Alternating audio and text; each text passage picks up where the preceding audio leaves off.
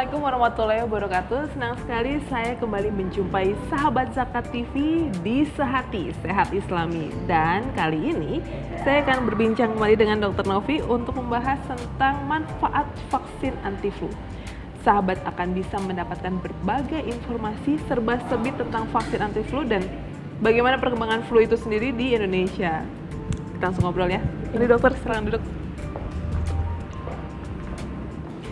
Oke dokter, kita membahas tentang flu nih. Ini musim hujan begini lagi ya, tadi sempat hujan juga kita syuting. Sebenarnya sebelum masuk ke vaksin anti flu, saya ingin menanyakan bagaimana sebenarnya perkembangan flu sendiri di Indonesia. Karena sekarang, dulu kita cuma tahu flu itu batuk pilek aja. Ternyata sekarang udah banyak flu-nya. Bagaimana dok? Untuk flu itu sendiri, flu itu merupakan penyakit infeksi ya, menular infeksi yang lewat udara yang bisa kita bilang itu sebagai airborne infection itu. Terus untuk flu-nya itu sendiri kita kan banyak beberapa ya, apalagi sekarang udah semakin maju. Sebenarnya dari sebelum-sebelumnya juga flu itu udah berkembang, udah banyak sekali jenisnya. Ada flu yang dulu tuh pernah kejadian, ada yang flu Spanyol, flu Hong Kong itu flu, bahkan sampai kemarin kejadian itu ada flu babi yang kayak gitu. Seperti itu. Sebenarnya tidak hanya yang bisa kita bilang common cold istilahnya. Common cold. Nah, jadi jenisnya itu banyak. Nah, apakah memang virus dasarnya sendiri sama antara flu-flu ini? Untuk virusnya itu sendiri terdiri dari beberapa genotip ya. Ada virus tipe A, B, dan C itu semuanya ada yang menular terhadap manusia, binatang, terutama binatang unggas, dan ada yang di seafood pun ada, seperti yang salah satu jenis isotovirus itu di ikan salmon adanya, yang satu lagi di togotovirus gitu. Kalau common cold itu berarti kan ya yang flu kita kenal batuk pilek gitu ya. Itu apakah bisa bermutasi juga menjadi jenis flu lain? Untuk common cold itu sendiri itu biasanya kan yang sekarang itu ada flu yang flu babi yang seperti itu. Dari gejala aja. Kalau common cold itu dia bisa sembuh sendiri, karena sebenarnya pada dasarnya virus itu penyakit yang disebabkan oleh virus itu bisa sembuh sendiri, seharusnya seperti itu. Cuma kan sekarang semakin berkembang yang dari yang flu babi itu, apabila pencegahannya tidak terkendali ya akan mengakibatkan fatal. Jadi memang harus disembuhkan, tidak bisa sembuh sendiri lagi. Kalau yang jenis common cold biasa itu bisa sembuh sendiri asal pola hidup, vitamin, dan istirahat itu. Tapi memang karena ada juga yang mengatakan bahwa sebenarnya flu itu belum ada obatnya. Iya. Apakah betul seperti itu dok? Untuk flu sebenarnya tergantung dia flu-nya yang jenis yang apa, yang ditularkan seperti yang dari unggas itu atau yang kemarin yang kejadian babi itu memang belum ditemukan ininya, cuma ada beberapa sekarang itu sudah mulai berkembang vaksin influenza. Nah, saya ingin menyoroti pemahaman masyarakat dulu tentang flu gitu kan, dari mulai flu common cold, ada flu tulang, ya kan? Ada flu tadi flu Hong Kong, itu Spanyol.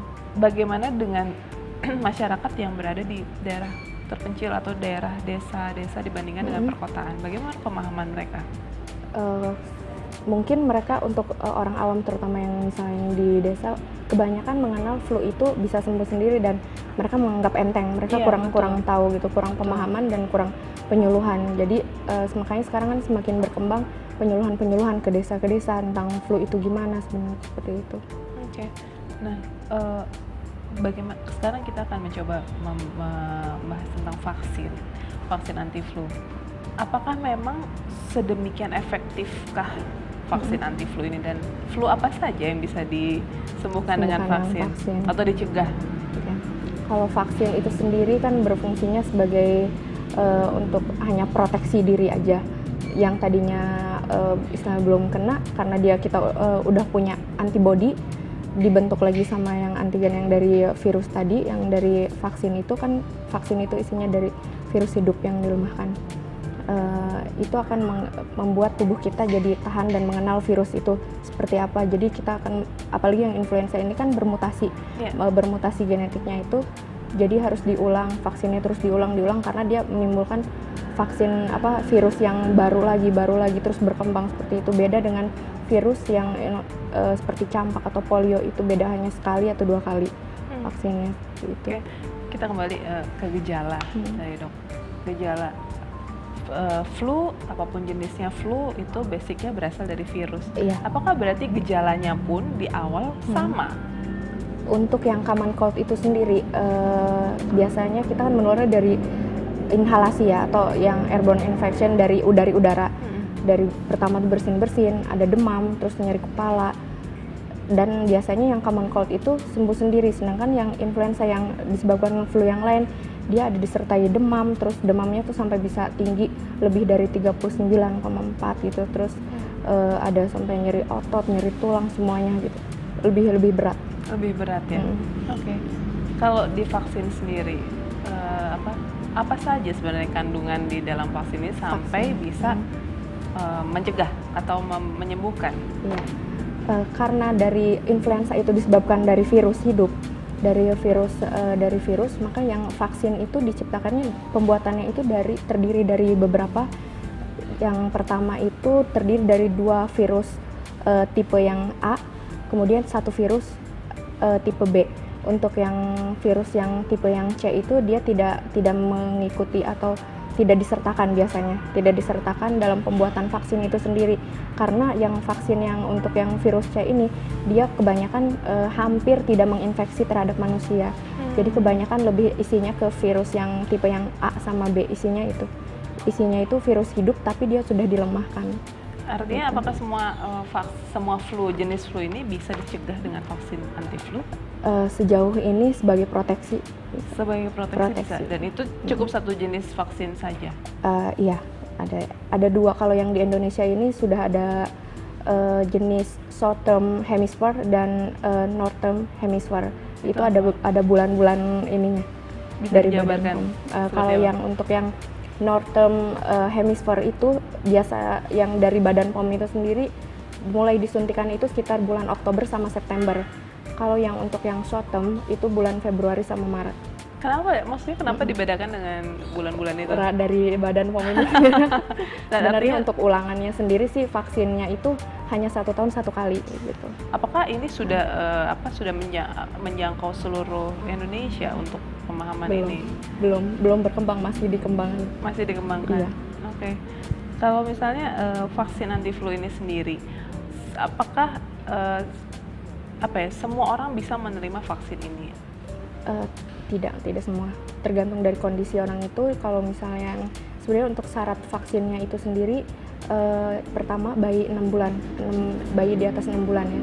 Bayi di atas 6 bulan itu dia akan mendapatkan double dose, artinya dua dosis dalam yang usia 6 bulan itu. Kemudian nanti dia akan diulang mendapatkan suntikannya lagi sekitar di atas usia dia di 1 tahun di atasnya.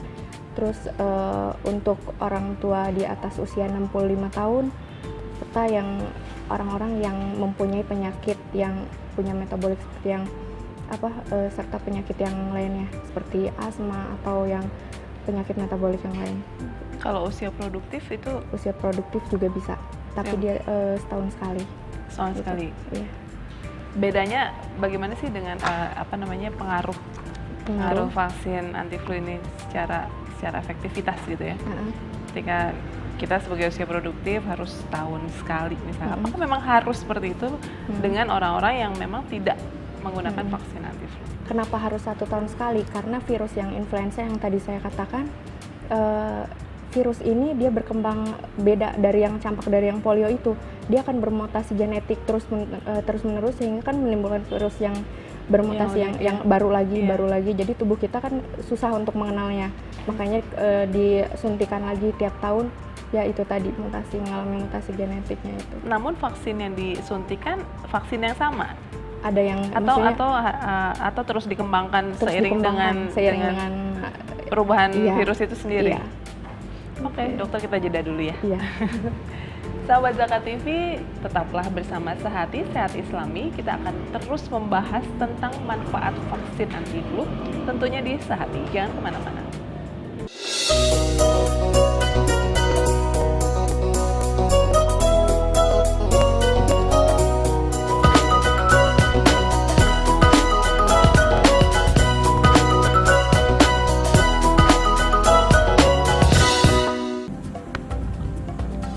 semangat kemenangan harus berasal dari sportivitas yang datang dari hati. Saya Bambang Pamungkas, saya zakat di Dompet Duafa. Keluarga adalah sumber inspirasi saya. Kehangatannya datang dari hati. Saya Inneke Kusharawati, saya zakat Dompet Duafa. Berbagi memudahkan rezeki, karena datang dari hati. Saya Ipo Santosa, zakat di Dompet Duafa.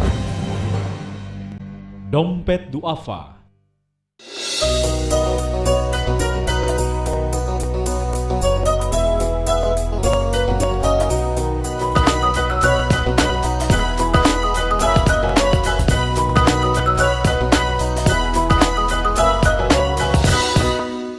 Masih di Sehati, Sehat Islami, dan masih membahas tentang manfaat vaksin anti-flu. Dokter Novi, kita kembali coba perdalam lagi.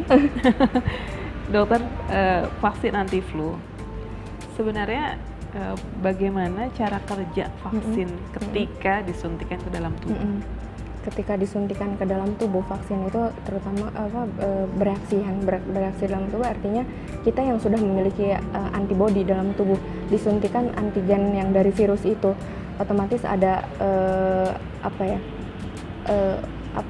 jadi badan tuh bikin panas, intinya di dalam tuh dia akan bercampur, bermutasi lagi gitu, terus bergabung, jadi si tubuh itu menerima dia itu ini virus nih, virus yang masuk nih, nanti kalau misalnya saya kena ini berarti harus kita lawan, kita harus ini, jadi udah mengenal, jadi otomatis tubuh sendiri akan menolak. Tapi itu tidak semua orang bisa menerima vaksin itu sendiri, karena ada beberapa individu atau beberapa orang itu akan mengalami, ada yang mempunyai reaksi alergi terhadap vaksin. Ada. Bagaimana kita mengetahui kalau kita bisa menerima atau enggak menerima? Biasanya kita yang pertama kali disuntikan, apabila dia mengalami reaksi alergi, biasanya di tubuh tuh merah-merah atau gatal seperti itu. Jadi nanti pas udah setelah itu 1 tahun berikutnya dia tidak bisa menerima vaksin. Nah, berarti itu kan ada efek samping gitu ya. Tadi seperti dokter bilang ada efek ketika kita mendapatkan vaksin, ada efek panas seperti yang saya alami ketika saya mengalami vaksin. Apakah memang penerimaan orang sama semua seperti itu atau beda-beda tergantung tubuh masing-masing? Iya, beda-beda tergantung tubuh masing-masing yang saya bilang tadi. Oke. Kalau misalnya bagaimana syarat orang untuk mendapatkan vaksin? Syarat mendapatkan vaksin, pertama dia itu yang pasti harus lagi sehat. Orang yang sedang demam itu tidak bisa menerima vaksin. Terus ada beberapa penyakit yang dia tidak bisa menerima vaksin, seperti yang GBS atau istilahnya kita bilang Guillain-Barré syndrome. Itu dia menyerang hampir sama kayak polio, cuma bedanya dia menyerang ekstremitas kaki, tangan, terus sama pernafasan. Itu yang tidak bisa, karena dia akan memperberat sistem saraf perifernya. Oke. Kalau sekarang seberapa cepat sih sebenarnya vaksin anti-flu ini bekerja? Karena kan memang rentan waktunya bisa 1 tahun gitu. Iya. Kalau dibandingkan dengan obat flu, obat flu seberapa cepat sebenarnya vaksin ini? Seberapa cepat? Kalau misalnya masalah seberapa cepat, mungkin namanya antigen atau antibody itu tidak bisa dibilang kita langsung cepat, kita nggak akan kena flu, itu belum tentu. Dan efektivitas dari vaksin ini sendiri tidak langsung 90% nih orang nggak akan kena flu gitu, karena ada beberapa juga yang dia tetap aja kena flu juga gitu. Ini hanya cuma memperingan gejala dari influenza, terus sebagai proteksi aja gitu. Dan tidak maksudnya yang tadinya udah kena flu nambah berat gitu, hanya mengurangi saja. Artinya memang belum bisa belum tentu benar-benar dia langsung sembuh gitu, nggak akan kena flu itu gitu. nggak seperti itu. Berarti kalau misalkan ada orang yang seperti itu walaupun sudah divaksin tapi masih terkena flu, berarti memang tubuhnya sangat rentan terhadap virus. Imunitasnya ketika tidak divaksin justru akan lebih parah begitu ya? Ketika tidak divaksin akan lebih parah. Ya. Oke. Gitu. Terus kalau untuk anak-anak sendiri, sebenarnya usia untuk mendapatkan vaksin ini?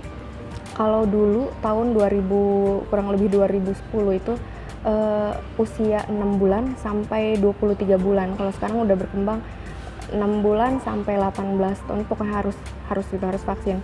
Dan untuk berapa kali orang itu harus ikut vaksin itu untuk yang 6 bulan tadi yang tadi saya bilang double dose, dia 2 kali 6 bulan saat itu sama 1 tahun di atas setelahnya. Baru 1 tahun sekali gitu. Nah itu dosisnya ya? Kalau yang untuk dosisnya sendiri untuk usia yang kurang dari 3 bulan atau 3 tahun itu 0,25 mili, di atasnya 0,5 mili. Untuk yang dewasa bisa sampai 1. Nah setelah mendapatkan vaksin, apakah memang ada nasihat dari dokter gitu? Jangan ini dulu atau jangan ini dulu gitu, atau memang bisa beraktivitas seperti biasa? Orang yang sebelum maksudnya di samping dari vaksin itu sendiri, yang sudah mendapatkan vaksin, setelah divaksin maksud saya? Setelah divaksin, sebenarnya tidak ada ini, semuanya juga vaksin kan hanya proteksi diri aja. Kalau dari pola hidupnya dia enggak, ini juga namanya virus ya, namanya virus itu kan di mana-mana, kita tidak tahu keberadaan virus itu di mana. Kalau misalnya kita lagi ketemu sama orang, terus orang itu yang lagi flu ngobrol sama kita lewat inhalasi, pasti kena kalau imun kita lagi turun. Terus jangankan dari udara, dari ngobrol, dari berjabat tangan, kita lupa cuci tangan mau makan, masuk juga kan. Dan itu virus apapun, atau maksud saya virus flu apapun bisa terjadi seperti itu? Iya, kebanyakan karena flu ini kan airborne infection, lebih cenderung ke udara infeksinya. Inhalasi. Efek sampingnya, apakah ada efek samping khusus yang didapat bagi orang-orang tertentu? Kalau efek samping itu sendiri, yang maksudnya efek samping yang buruknya nih, untuk yang buruknya itu sendiri kan tadi udah dibilang di awal bahwa ada syarat dari vaksin itu sendiri, makanya yang pasien yang GBS itu tidak boleh menerima vaksin karena dia akan memperberat. Ya efek sampingnya paling itu hanya akan memperberat sakitnya dia, mengganggu sistem saraf perifer. Tapi untuk yang badannya emang sehat, dia tidak ada sakit apa-apa, itu efeknya akan bagus dia sebagai proteksi diri. Bahkan sekarang ditemukan bahwa vaksin ini tidak hanya melindungi si influenzanya itu sendiri, tapi dia bisa proteksi sebagai meringankan penyakit jantung, itu bisa gitu. Maksudnya meringankan penyakit jantung seperti apa? Orang itu misalnya sudah kena penyakit jantung, kita kena misalnya udah kena penyakit jantung, kita vaksin, terus yang tadinya sakit, dia yang harusnya misalnya dia tidak kena vaksin, ada virus nih masuk, terus dia kena flu, ya dia akan memperberat si penyakit jantung kan. Karena si jantung itu pun berhubungan dengan radang paru, pokoknya semua peradangan itu akan memperberat si penyakit jantung itu. Makanya sebagai proteksi aja sebenarnya. Sebagai proteksi. Iya. Berarti tetap saja tidak menjadi masalah ketika sudah mendapatkan vaksin anti flu. Ketika flu kita harus mengkonsumsi obat lagi. Iya. So kalau untuk konsumsi obat flu itu ada istilah bilang, para ahli itu bilangnya seperti ini. Kalau cuma common cold aja, itu virus kan bisa sembuh sendiri. Yang penting kita vitamin C, terus istirahat, makan, minum, tidur cukup, minum air putih yang cukup. Itu beberapa hari juga bisa sembuh kalau yang itu yang common cold biasa. Kalau yang untuk yang flu yang beda itu, dia akan yang penting kita jaga panas badannya, itu obat yang harus diminum ya obat panasnya. Pokoknya jangan sampai dia panasnya tambah tinggi gitu. Terus ada batuk pilek ya diobatin batuk pileknya. Yang penting sih istirahat sama makan vitamin cukup. Ya karena pemahaman yang mungkin yang saya dan teman-teman pahami juga kadang-kadang kalau flu batuk pilek ya udah minum obatnya dulu biar cepet gitu kan. Tapi ternyata tidak harus seperti itu. Tidak harus seperti yang penting istirahat. Kalau yang jenis flu-nya yang biasa, kalau yang flu-nya yang tadi yang kemarin kasus H5N1 itu kan dia demamnya tinggi, emang harus dirawat karena butuh hidrasi. Karena kan si badan itu kalau lagi demam kan mengeluarkan cairan kan, mengeluarkan cairan tubuh. Kalau kita kurang cairan ya tambah sakit. Nah sekarang saya ingin membandingkan dengan orang karena vaksin anti flu sendiri baru mulai dikenal terutama di Indonesia baru beberapa tahun belakangan ini mungkin ya. Nah untuk yang orang-orang yang sudah lanjut usia atau bahkan yang belum mengenal ini, jika dibandingkan dengan orang-orang yang sudah mengenal dari awal dan melakukan vaksin, ada perbedaan nggak dari sistem imun tubuhnya? Perbedaan dari sistem imun maksudnya yang sudah pernah mendapatkan dengan sampai yang belum sama sekali? Yang belum ada. Yang pasti yang sudah vaksin itu jauh lebih baik pastinya dibanding yang belum. Walaupun ketika sakit dia meminum obat-obatan. Walaupun ya kan lebih baik meminimalisir obat, kan lebih baik mencegah daripada harus mengobati.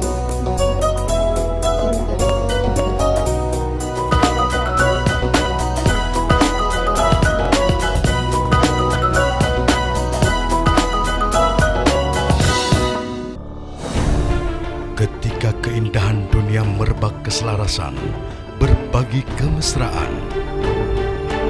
Ketika sejuta tangan merangkai kebahagiaan dalam kehidupan yang harmoni. Ketika zakat Anda wujudkan indahnya dunia.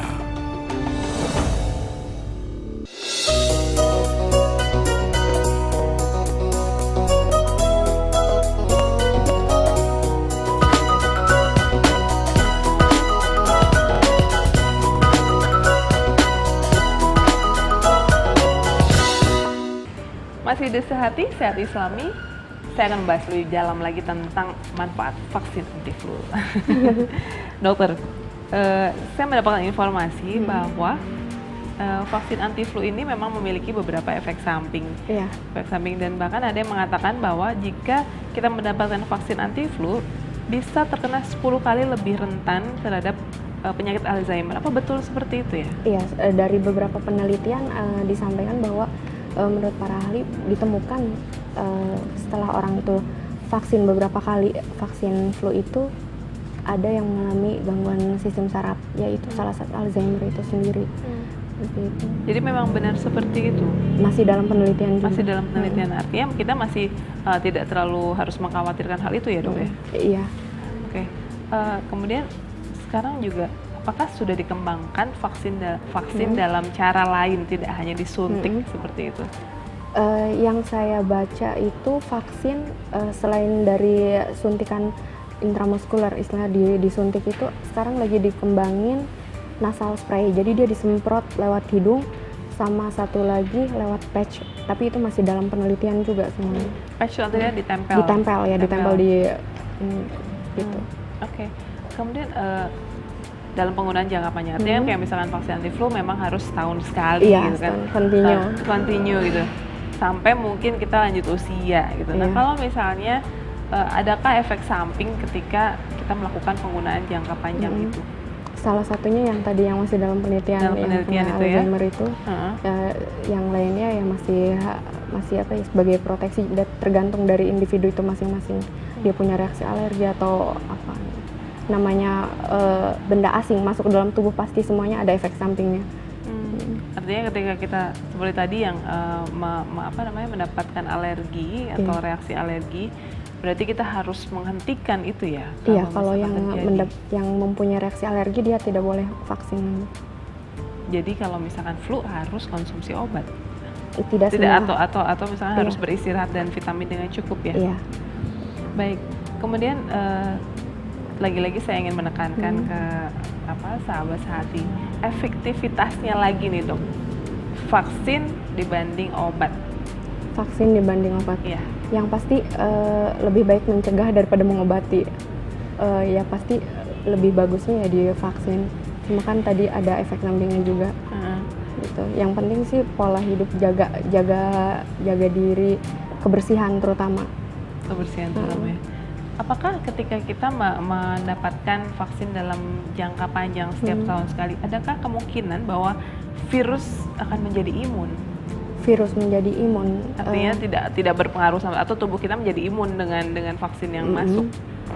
Untuk virus itu sendiri, untuk vaksin kan selalu dikembangkan tiap tahunnya itu selalu dikembangkan terus menerus, karena si virus flu ini akan mengalami mutasi genetik. Jadi dia tidak hanya jadi antibody, udah disuntikan virus ini, dia menjadi antigen di tubuh, tetap itu.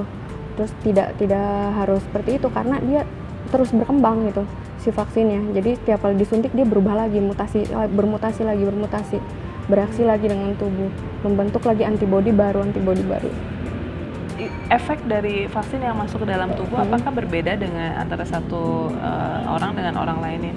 Artinya ketika vaksin masuk ke dalam tubuh terbentuk misalnya dengan antibodi kita Antibodi. gitu. Apakah masing-masing orang berbeda ya? Berbeda. Atau sama atau tergantung usia atau gimana? Berbeda pastinya. Semua orang pasti mengalami reaksi tubuh yang berbeda. Berbeda satu sama lain ya. Satu sama lain. Oke. Selain obat, Iya. kita juga Indonesia apalagi masih mengenal adanya pengobatan tradisional. Iya. Seberapa aman atau dibandingkan dengan pengobatan tradisional yang mungkin banyak yang mengatakan herbal atau alami? Itu Herbal seberapa atau aman? alami. Yang lebih bagus mencegah aja daripada Pokoknya mengobati. mencegah. Mencegah lebih baik daripada mengobati. Makanya kan misalnya ketemu orang itu yang orang itu kena flu, ya kita harus tahu oh ini orang kena flu ya, jangan sampai terkena karena kan lewat udara itu tadi, jabat tangan terus langsung makan, kotor kan tangannya, dia nggak cuci tangan, ya pasti kena juga gitu. Terus kalau di luar negeri biasanya orang yang kerja terus dia terkena flu itu dia diberikan istirahat, beda banget dengan Indonesia. Gitu, karena kan bisa menurunkan produktivitas kerja juga kan, nanti dia menularkan ke yang lain, menularkan dengan yang lain. Iya betul. Oke, sekarang aku pengen tahu saran dokter untuk mencegah flu. Mungkin dari pola hidup, dari pola makan, dari sisi apapun lah yang bisa diterapkan oleh sahabat-sahabat Zakat TV di rumah. Pertama ya tadi kemana-mana itu harus pakai masker, terutama pengendara motor apa gitu kan. Terus untuk orang yang kena, misalnya kita sendiri yang kena flu, kitanya juga harus sadar diri, jangan sampai menularkan ke orang lain. Pakai masker. Pakai masker. Ketemu orang yang sakit flu, kita misalnya berjabat tangan atau ngobrol, ya abis jabat tangan tetap harus cuci tangan sebelum makan. Terus menjaga pola hidupnya, ya vitamin yang cukup, istirahat cukup, makanan yang bernutrisi pasti. Makanya dengan istirahat. Iya, istirahat. Istirahat yang disarankan seperti apa dok? Istirahat istilahnya misalnya dia yang tadinya kerja berlebihan ya cukup tidur misalnya 7 jam atau 8 jam. Bagaimana dengan anak-anak ya? Anak-anak karena rentan sekali ya. Iya. Dan anak-anak juga kita kadang-kadang yang tidak bisa langsung kasih tahu gitu. Apa yang bisa kita lakukan untuk melindungi anak-anak terhadap flu? Untuk anak-anak itu sendiri kan dia mempunyai sama seperti kita yang mempunyai antibodi tersendiri. Ya yang penting nutrisi terus keluarga juga kan harus ada kontrol dari keluarga, dia bermainnya gimana di luar gitu kan. Terus terutama edukasi ke anak itu penting, ajarin dia gimana cuci tangan, terus makan yang bersih, jangan jajan sembarangan, terus di luar dia mau keluar terus pakai masker atau minimal misalnya dia lagi sakit pun ya kalau misalnya ketemu orang ya kasihan kan kena orang ya tutup hidungnya gitu. Oke, terima kasih dokter. Sama-sama. Sudah menemani saya berbincang-bincang tentang manfaat vaksin anti flu dan juga pencegahan flu. Iya. Tentunya pasti ini sangat berguna sekali bagi sahabat Zakat TV di rumah, sahabat Sehati, Sehat Islami. Karena tadi kita sudah membahas serba-serbi tentang vaksin anti flu. Mulai dari flu di Indonesia, kemudian bagaimana flu di luar negeri, jenis-jenis flu, bagaimana pengguna vaksin anti flu dan juga perbandingan dengan obat-obatan dan obat tradisional. Yang satu kata yang saya ingat terus adalah mencegah lebih baik daripada mengobati. Betul ya dokter ya? Iya. Sampai jumpa lagi di episode Sehati mendatang. Tentu saja saya akan membawa berbagai informasi lainnya tentang ilmu kesehatan di Sehati Sehat Islami. Assalamualaikum warahmatullahi wabarakatuh.